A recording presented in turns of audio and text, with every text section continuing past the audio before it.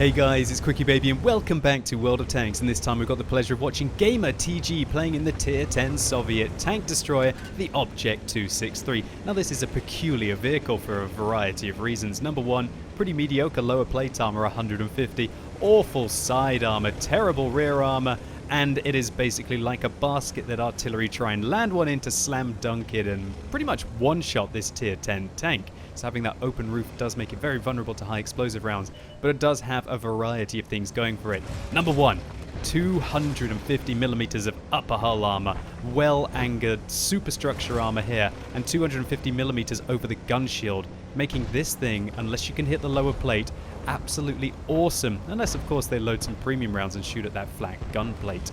And so that makes the Object 263 one of the best tanks for just getting up in the face of your opponents, and GamerTG is probably going to have the most aggressive and just wait for it, some of the luckiest gameplay I have ever seen in World of Tanks. This is certainly a cracking replay. GamerTG in the description writes that he can only enjoy this tank if he plays it aggressively. And you know what? 263's bombing it around on Himmelsdorf, chasing down artillery within the first 1.5 minutes of the game. If that's not aggression, I don't know what is. And then M5355 must be asking himself right now, what have I done to upset that guy? Well, probably what he's done to upset him is the fact that this open top tank doesn't take those high explosive rounds very well. So what kind of an armament does this Tier 10 Soviet tank destroyer have? Well, its armament is just as peculiar as the tank itself. 130mm with 290mm of standard penetration with 550 alpha damage. I believe this is the only tank in the game that gets 550 alpha damage, although then again you might get that kind of, or just under, when you do load premium rounds on the 130mm on the box tank, but let's not go there. So Gamer is getting up in the face of this E75, the gentleman who put a round into him in his back as he was climbing up the hill to go chase down the artillery. He shoots up at the E75's cupola, and he doesn't quite manage to find a shot onto the cheeks of the E75 there. I think he's overestimating just how thick the turret is on the E75, and when you've got 290mm of penetration, you can easily go through the flat cheeks of that Tier 9 German heavy tank. So he blitzes round the corner towards the Scorpion G, and the Pershing manages to get a shot into him, and that Pershing is certainly going to annoy GamerTG, but more on that later. So he's going to ignore the Pershing right now and just progress towards the Scorpion G. And as we can see, the Object 263 certainly isn't the slowest of tanks. It's got a decent power to weight ratio, which allows it to get round.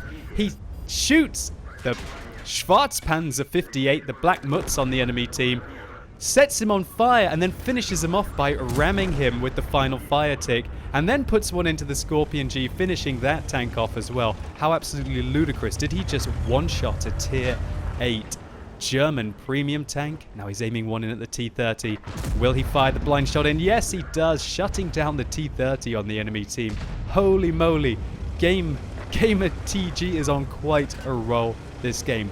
And now there's that dastardly Pershing that put a round into him earlier. He auto-aims onto the target and gets lucky, firing at him on the move, and now progresses towards the Pershing. Will he be able to slip his way over the slope?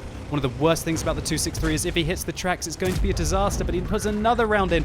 Oh wow, he lightly bumps into the Pershing, and that takes his tracks off, which means the Pershing now has his side, but he plays perfectly here. He gets himself quickly against a wall, and that prevents the Pershing from continuing to get his flank.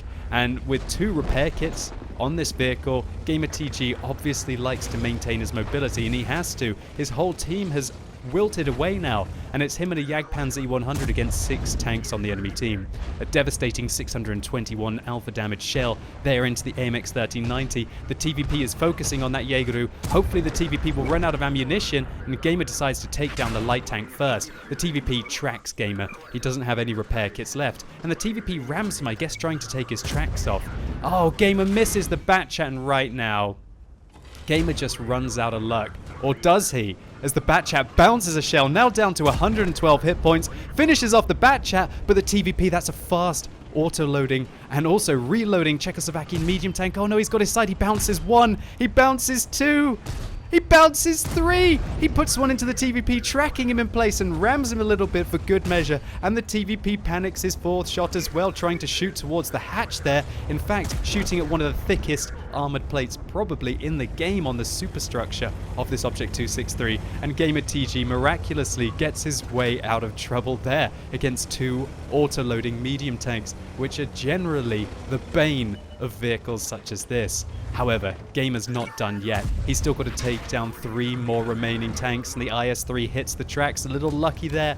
The IS-3 must have been aiming at the lower plate of the 263, and any of the remaining tanks hitting the lower plate will be able to take it out. Also, any round hitting the side of this vehicle or the rear will be able to take it out as well. The E-100 now has his flank. The IS-3 trying to progress over the field. 561, that means he's a 50-50 whether he kills him with this next shot. Oh no, his luck runs out until he bounces the E-100 Jagdpanzer off his butt. Are you absolutely kidding me? Even with a broken gun, he manages to snipe in the IS-3 there. The E-100 will be reloading. 9 kills now. The KV-4 panicking a little bit, bounces off the gun shield. 700 damage with a fire. Now he reverses himself into cover, evading the second shell from the E-100. Surely he isn't going to bounce off his arse twice here. Finishing off the KV-4. What will the E-100 do? He wiggles, he wiggles, he wiggles, bumps into the E-100.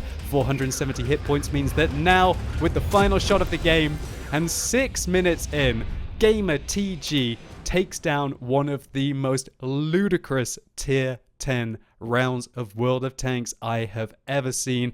This was recklessly aggressive, but also GamerTG injected a lot of his skill into the game to combine that with a hell of a lot of luck to probably have one of the best tier 10 games I have ever seen. So GamerTG nails an ace tanker here for his 1,620 base experience points. That's awesome for a tier 10 vehicle. He picks up the one that everyone wants, the Kolobanov's medal for standing alone against at least 10 opponents. Also the Pools medal for his 11 kills, a high caliber for his 9,347 damage, a cool-headed medal for surviving at least 10 ricochets in a row, as well as the Spartan medal for surviving that ricochet with less than 10% of his hit points remaining, and a steel wall. And what kind of a steel wall was this? 4,490. Gosh, that's enough to kill this vehicle 2 times over. GamerTG also nails 51,000 credits profit, as I don't think he needed to fire any APCR rounds in this vehicle. And you know what's just absolutely mental about this replay? 6 minutes in length, and to be able to get